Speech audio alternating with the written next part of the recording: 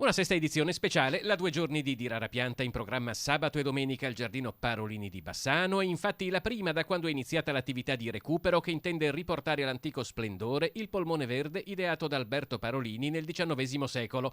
Dall'autunno 2015 sono stati piantati 98 alberi ed arbusti appartenenti a 58 specie diverse, mentre quest'anno verranno ricostruite la collezione di officinali e tradizionali davanti alla Serra Grande e la collezione di felci.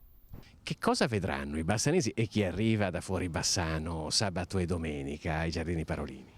Mi auguro uno vero spettacolo in un ambiente splendido, con di primaverile, con le foglie verdi bellissime, la luce, uno spettacolo, una carrellata di 34 espositori, uno meglio dell'altro, tutti selezionati. Ci sono anche diverse iniziative collaterali, oltre naturalmente alle visite. Sì, ci sono molte cose collaterali. Voglio segnalare nella giornata di domenica il polo scambi, dove i collezionisti possono venire, chi porta una piantina, chi porta semi da un viaggio, trovando altri per scambiare piante e semi.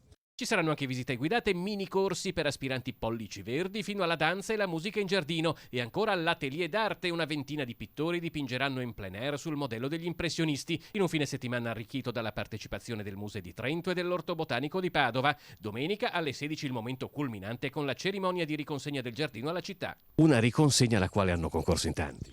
Sì, a questa riconsegna è partita dall'amministrazione comunale, ci sono tanti che ci hanno lavorato. Devo citare il mio club Rotary Bassano Castelli, che ha partecipato sia finanziando parte degli studi che questa manifestazione. Certo, mi auguro che tanti entrino anche con la curiosità di vedere cosa è stato fatto e spero che vengano apprezzati.